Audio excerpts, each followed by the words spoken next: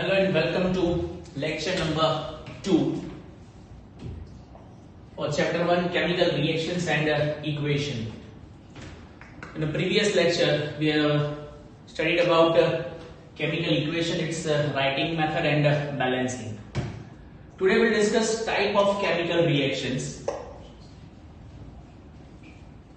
The chemical reaction occurring in our surrounding can be classified into many categories, different categories. But we have 5 different type of reactions in our syllabus. The first one is combination. Second is decomposition. Third is displacement. Fourth is double displacement. And the fifth one is called oxidation and reduction. Different places we are having for the classification of a chemical reaction taking place. But in our syllabus, we have this 5 type of reaction. We'll discuss the combination first. Combination reaction.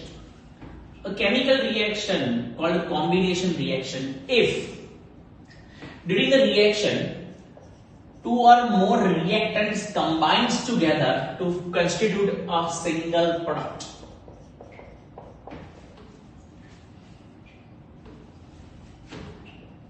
The reaction in which 2 or more reactants, we know that reactants are always on the left hand side of the reaction, 2 or more reactants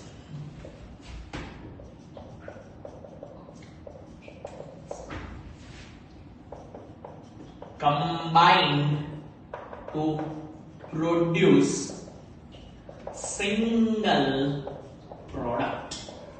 This process is called combination, or this type of reaction is called a combination reaction, जहां पर 2 या उससे ज्यादा substances एक दूसरे के साथ combine होकर एक सिंगल प्रोडक्ट का फॉर्मेशन करते हैं. एक एग्जांपल हमने यहां पे लिया है कैल्शियम ऑक्साइड, इसका है lime, quick lime, reacting with water H2O to produce CaOH twice called calcium hydroxide. Calcium oxide, calcium hydroxide, ये लाइन है, ये स्लैक्ड लाइन है, स्लैक्ड लाइन. इसको चूना कहते हैं. जो चूने के पत्थर को पानी में डिसॉल्व करने के बाद जो दीवारों पर व्हाइट वॉशिंग के लिए लगाया जाता है वो ये स्लैक लाइन होता है, चूने का पानी. आपने ऑब्जर्व किया होगा कि जब भी चूना जब दीवारों पर लगता है तो पानी जैसा ही दिखता है. धीरे धीरे करके थोड़े टाइम के बाद उसका व्हाइट कलर देखने को मिलता है. उससे पहले जैसे दीवारों पर पानी लगा हो वैसे ही लगता है. ये व्हाइट कलर कैसे आया? ये सिर्फ सेकेंड रिएक्शन है. उसमें जो स्लैक लाइन हमने दीवारों पर लगा दिया है, स्लैक लाइन, ये स्लैक लाइन कार्बन डाइऑक्साइड के साथ रिएक्ट करता है. Carbon dioxide which is present in atmosphere, हमारे सराउंडिंग में जो CO2 है वो रिएक्शन होता है with slack line COH twice calcium hydroxide के साथ to produce calcium carbonate CaCO3 and H2O. याद रखो ये कॉम्बिनेशन रिएक्शन नहीं है. It's not a combination reaction. It is not a combination reaction. मैं ये रिएक्शन कॉम्बिनेशन रिएक्शन है ये नहीं कह रहा हूं. मैं एक्स्ट्रा रिएक्शन समझा रहा हूं कि जो हमारा स्लैक लाइन होता है चूने का पानी, वो व्हाइट कलर का कैसे दिखता है दीवारों पे लगने के बाद. ऐसा क्या जादू हो जाता है कि पहले पानी जैसा लगने वाला चूना व्हाइट कलर का दिखने लगता है. तो ये भी केमिकल रिएक्शन ही है जहां पर वो स्लैक लाइन जो है वो एटमॉस्फेयर से कार्बन डाइऑक्साइड को एब्जॉर्ब कर लेता है और कैल्शियम कार्बोनेट में कन्वर्ट हो जाता है. कैल्शियम कार्बोनेट मतलब चूना जो दीवारों पर लगा हुआ होता है. ये कोई कॉम्बिनेशन रिएक्शन का एग्जांपल नहीं है. It's an additional information. ये तरीके से आप स्लैक लाइन को डिटेक्ट भी कर सकते हो या ये तरीके से आप कार्बन डाइऑक्साइड को डिटेक्ट कर सकते हो. बहुत सी बार लेबोरेटरी के अंदर कार्बन डाइऑक्साइड के डिटेक्शन के लिए स्लैक लाइन का इस्तेमाल होता है. अगर गिवन गैस जो प्रोड्यूस हो रही है कोई केमिकल रिएक्शन के दौरान, जो गैस प्रोड्यूस हो रही है वो गैस कार्बन डाइऑक्साइड है या नहीं, वो जानकारी स्लैक लाइन से मिल जाती है. अगर वो गैस को स्लैक लाइन में से पास कर दो और स्लैक लाइन जो है वो व्हाइट कलर के कैल्शियम कार्बोनेट में कन्वर्ट हो जाए व्हाइट मास में, तो समझ लो कि जो गैस है वो कार्बन डाइऑक्साइड है. आपने लोअर स्टैंडर्ड में भी पढ़ा होगा कि carbon dioxide turns the lime water milky. जो लाइम वाटर होता है वो यही है, स्लैक लाइन COH twice, उसको मिल्की मतलब कैल्शियम कार्बोनेट में कन्वर्ट करता है. कौन? CO2.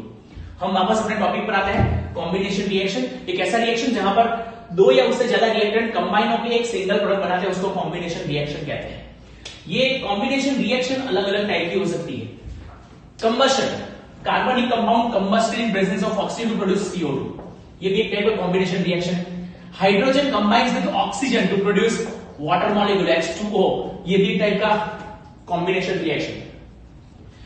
बहुत से रिएक्शन जो कॉम्बिनेशन टाइप के रिएक्शंस हैं, they are accompanied with the production of energy, energy produce होती है। For example burning CH4, CH4 मतलब मीथेन, मीथेन गैस के बर्निंग की वजह से CO2 और H2O प्रोड्यूस होता है अलॉन्ग विद एनर्जी। जो रिएक्शन के दौरान एनर्जी रिलीज होती है, all the burning process will always produces energy, लेकिन energy produce during the reaction, then the reaction is called exothermic reaction. Again define exothermic reaction, the reaction during which energy releases is known as exothermic reaction. कोई भी ऐसा chemical reaction जिसके दौरान energy release हो रही हो तो उसको एक्सोथर्मिक रिएक्शन कहते हैं। इसके अलावा endothermic reaction, endo those reaction in which energy gets absorbed, एक ऐसे रिएक्शन जिसमें एनर्जी एब्सॉर्ब होती है, एनर्जी यूटिलाइज होती है to convert the reactant into product, it is called endothermic reaction. उसको हम एंडोथर्मिक रिएक्शन कहते हैं। जैसे कि कैल्शियम कार्बोनेट तो आप हीट करोगे, डिकम्पोज होकर कैल्शियम ऑक्साइड और कार्बन डाइऑक्साइड में कन्वर्ट होगा। ये जो हीटिंग है मतलब हमने एनर्जी दी, इसलिए इसको कहते हैं एंडोथर्मिक रिएक्शन, जिसमें एनर्जी यूटिलाइज हो जाती है, एब्सॉर्ब होती है। तो रिएक्शन के दो और क्लासिफिकेशन में देखिए, दो type, endothermic and exothermic. Exothermic means energy release during the reaction, एक ऐसा रिएक्शन जो एनर्जी रिलीज करता है उसको एक्सोथर्मिक कहते हैं। एंडोथर्मिक जो रिएक्शन एनर्जी को एब्सॉर्ब करता है उसको एंडोथर्मिक रिएक्शन। तो ये थी कुछ इंपॉर्टेंट इंफॉर्मेशन। हमारा जो रेस्पिरेशन है, burning of glucose, it is also the example of exothermic reaction. तो ये था type 1 reaction called combination. Basically हम हमारे केमिकल रिएक्शंस को 5 डिफरेंट कैटेगरीज में डिस्कस करने वाले हैं। पहला कैटेगरी था कॉम्बिनेशन, जिसका ये एग्जांपल है कॉम्बिनेशन रिएक्शन का। ये भी कॉम्बिनेशन रिएक्शन के एग्जांपल है 3, और ये जो है वो सारी एडिशनल इंफॉर्मेशन है related to this topic called combination. Text book में ये रिएक्शन दिया भी है, नोट्स में भी है, आप नोट्स का भी इस्तेमाल करके इसको ध्यान से पढ़ सकते हो। Next we have the second type after combination is called decomposition reaction. Type of reaction में type 2 called decomposition.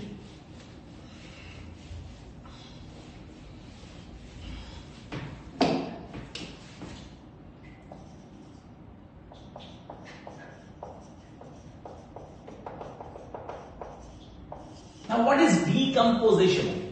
Decomposition means breaking, break होना। Ferrous sulfate FeSO4 into 7H2O, ये लाइट ग्रीनिश कलर सब्सटेंस होता है, light green substance, ferrous sulphate heptahydrate FeSO4 into 7H2O। इनको जब हम heat करते हैं, हीटिंग की वजह से फेरस सल्फेट के क्रिस्टल में से ये 7 वाटर मॉलिक्यूल निकल जाएंगे। 7 water molecule FeSO4 plus 7H2, ये एनहाइड्रस बन जाएगा। एनहाइड्रस, एनहाइड्रस मतलब जिसमें पानी रहता नहीं है, पानी निकाल लिया है। अब जब FeSO4 में से वाटर मॉलिक्यूल निकल गए, ये लाइट ग्रीन से बन जाएगा कलरलेस, या कलर धीरे धीरे फेड हो जाता है, खत्म। ये एक एग्जांपल है डीकंपोजिशन रिएक्शन का, जहां पर मॉलिक्यूल जो है वो ब्रेक हो रहा है, या क्रिस्टल जो है वो ब्रेक हो रहा है। Breaking of crystal is called decomposition. Further आप FeSO4 को हीट कर रहे हो, हीटिंग, ब्रेकिंग इट।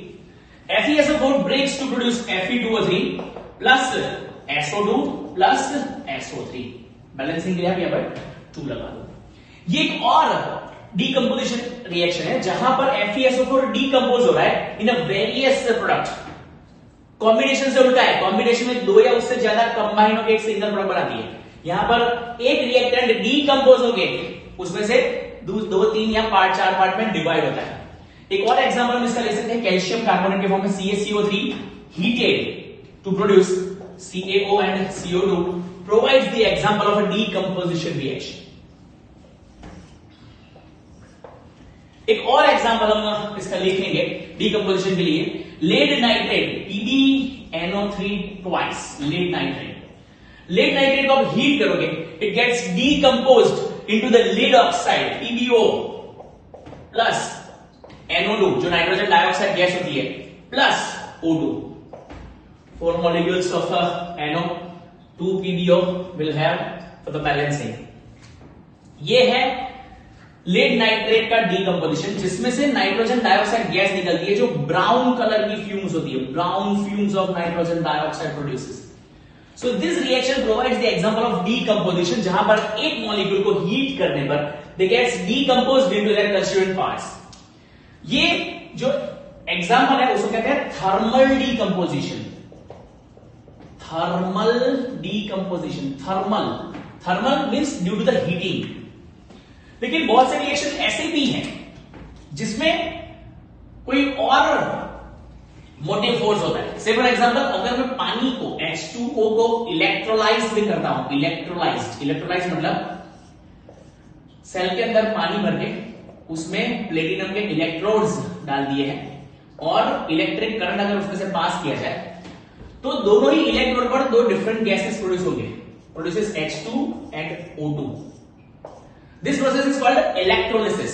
इलेक्ट्रोलिसिस में भी H2O जो है वो डीकंपोज हुआ in form of H2 and O2। इसके अलावा कुछ रिएक्शन ऐसे हैं जिसमें सनलाइट एज अ कैटालिस्ट का इस्तेमाल होता है। कैटालिस्ट जहां पर हीटिंग होती है उसको कहते हैं thermal decomposition.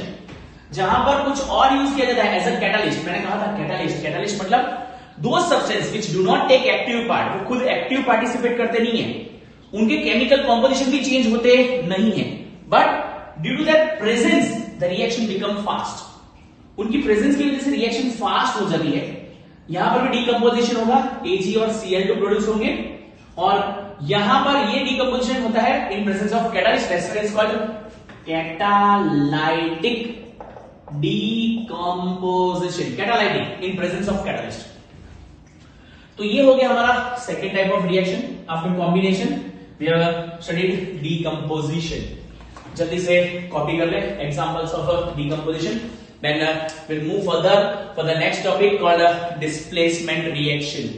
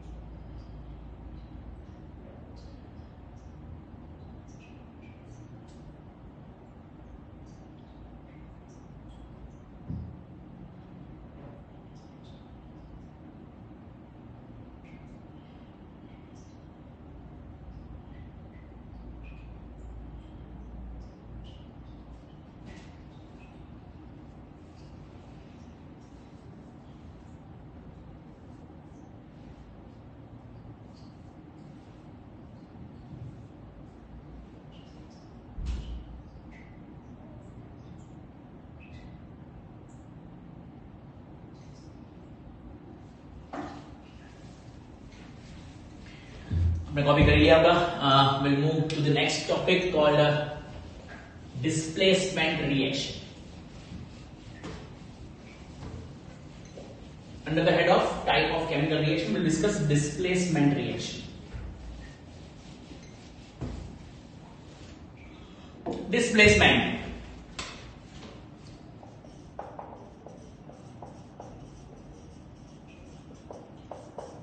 Displacement reaction discuss करने के लिए एक एक्टिविटी परफॉर्म कर लेते हैं। पहले एक बीकर है मेरे पास जिसमें मैंने कॉपर सल्फेट सॉल्यूशन रखा हुआ है, कॉपर सल्फेट CuSO4। ये ब्लू कलर का सब्सटेंस है कॉपर सल्फेट, ब्लू विट्रियोल भी कहते हैं, blue vitriol copper sulphate CuSO4। ये हाइड्रेटेड क्रिस्टल फॉर्म होते हैं, जब इनको पानी में डिसॉल्व किया जाता है ब्लू कलर का सॉल्यूशन बनाता है। इसमें कुछ आयरन नेल्स, आयरन के नेल्स जो है वो ऐड कर देते हैं, कीली जो हम दीवारों में लगाते हैं, आयरन नेल्स इसमें डाल दी जाती है।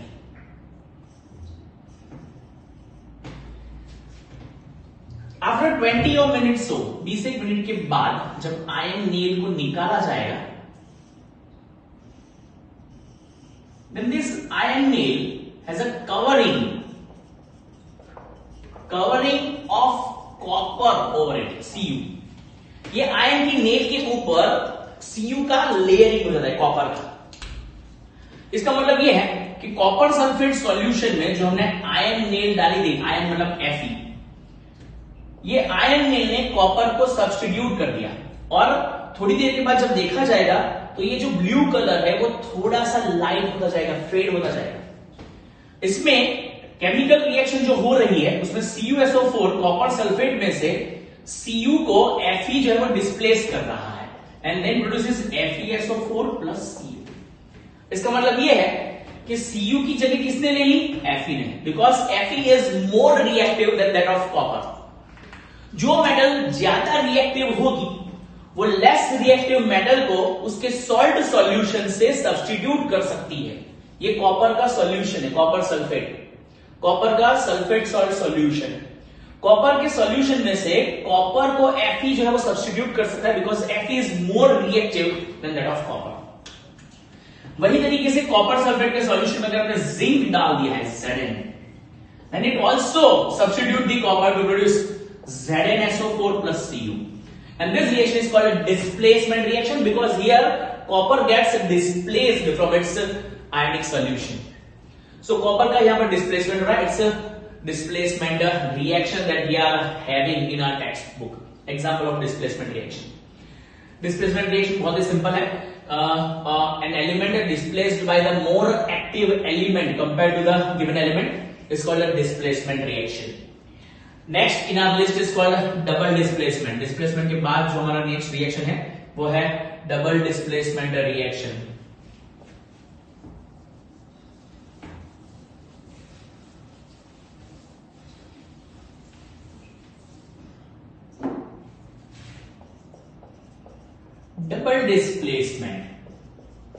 डबल डिस्प्लेसमेंट इज ऑल्सो बहुत सिंपल है। इसमें एक्सचेंज ऑफर हम कंसिडर कर सकते हैं। से for example Ne2SO4 reacts with BaCl2, barium chloride. Barium chloride reacts with sodium sulfate. They get exchanged. That means जो कॉम्बिनेशन है वो बदल दो, बेरियम को सल्फेट के साथ जोड़ दो, that is BaSO4, और सोडियम को क्लोरीन के साथ जोड़ दो, called NaCl। यहां पर डबल डिस्प्लेसमेंट रिएक्शन हुआ, सोडियम को बेरियम ने और बेरियम को सोडियम ने सब्स्टिट्यूट कर दिया, एक्सचेंज ऑफ है। That's why this type of reaction is called double displacement reaction. तो ये था 4 टाइप ऑफ रिएक्शन जो हमने आज लेक्चर में डिस्कस किया, called combination, decomposition, then we have displacement, and the next one is double displacement reaction we are having. तो ये तरीके से हमने ये 4 रिएक्शंस जो है उसको कंप्लीट कर दिया है। नेक्स्ट जो हमारा कैटेगरी है वो है oxidation and reduction reactions. Category 5 in a list of type of chemical reaction which is oxidation and reduction reaction. Oxidation और रिडक्शन रिएक्शन समझने से पहले एक एडिशनल इंफॉर्मेशन मैं आपको देना चाहता हूं। मैंने कहा कि जो ज्यादा एक्टिव मेटल होती है वो कम एक्टिव मेटल को सब्स्टिट्यूट कर लेती है। और आपको कैसे पता चलेगा कि कौन सी मेटल दूसरी मेटल से ज्यादा एक्टिव है? वो जानकारी आपको मिलती है रिएक्टिविटी सीरीज से। रिएक्टिविटी सीरीज को याद रखने के लिए मेरे पास एक सिंपल तरीका है, मैंने जो बनाया रिस्पोसोके में ए हाको जी एजी एयू, ये क्या है याद रखो। पोसोके में ए जफपा हाको, पोसोके में जफपा हाको, पोसोके में जफपा हाको। ये क्या है? ये है reactivity series. O means potassium, जिसका एलिमेंटल साइन है K. So means sodium. K means calcium. K calcium. Elemental sign. Me magnesium. A aluminium. Z zinc. F ferrous. P plumbum. H hydrogen. Then we have copper. After copper we have Hg, Ag, and least active metal is Au. Au means gold and Ag means silver. Hg means mercury, जो thermometer में इस्तेमाल होता है. ये least active metal है, या हम ये कह सकते हैं कि ये लेस रिएक्टिव मेटल्स है, जो हम सबसे कम. ये मोस्ट रिएक्टिव एलिमेंट्स है या मेटल्स है, और ये मॉडरेटली रिएक्टिव है, मतलब बीच में. इनकी सब कंपैरिजन हाइड्रोजन से करी जाती है. ये सारी जो मेटल है वो एसिड में से हाइड्रोजन को रिलीज कर सकती है. कोई भी एसिड के अंदर अगर ये मेटल में से कोई भी मेटल ऐड की जाए, दे कैन रिलीज हाइड्रोजन. लेकिन इसके बाद वाली कॉपर, Hg, Ag या Au जो है वो कोई भी एसिड में से हाइड्रोजन गैस को रिलीज कर सकती नहीं है. ये एक रिएक्टिविटी सीरीज है फॉर आपके अच्छे बेटरमेंट, आपके हेल्प के लिए कि भाई कौन सी मेटल किसको सब्स्टिट्यूट कर पाएगी. अगर मुझे कोई पूछे कि CuSO4 प्लस Fe, मैं कहूंगा it is FeSO4 plus Cu. लेकिन अगर कोई पूछे कि ZnSO4 प्लस Cu, तो जनरली आप क्या करोगे? Zn को हटा के Cu लगा दोगे. बोले नहीं, CuSO4 plus Zn. No, it's wrong, गलत है. क्योंकि जिंक की कंपैरिजन में कॉपर की रिएक्टिविटी कम है. देखो, जिंक की कंपैरिजन में कॉपर की रिएक्टिविटी कम है. सो कॉपर कभी भी जिंक को सब्स्टिट्यूट नहीं करेगा फ्रॉम इट्स सॉल्यूशन. सो यहां पर आपको सही में लिखना चाहिए no reaction occurs. Reaction possible नहीं है. सो ये था एक information regarding displacement and double displacement reaction through reactivity series. Next जो हमारा टॉपिक है oxidation and reduction. In our textbook, oxidation and reduction is followed by two important phenomena related to the oxidation and reduction called corrosion and rancidity etc. तो हम वो दोनों topic जो and part है हमारे ये चैप्टर का, और ऑक्सीडेशन और रिडक्शन को लेक्चर नंबर 3 में डिस्कस करेंगे फॉर दिस लेसन. उससे पहले आज आप टाइप ऑफ केमिकल रिएक्शन में 4 रिएक्शंस और उसके सारे एग्जांपल्स अच्छे से लर्न कर लो. ये टॉपिक के रिलेटेड एक्सरसाइज क्वेश्चन सॉल्व करने की कोशिश करो. जरूरत पड़े तो हमारी डीपीपी का इस्तेमाल कर सकते, जो नोट्स आपके साथ शेयर करी गई है उसका इस्तेमाल करें. हम नेक्स्ट टॉपिक के लिए मिलेंगे लेक्चर नंबर 3 में. Till then good bye, stay home, stay safe.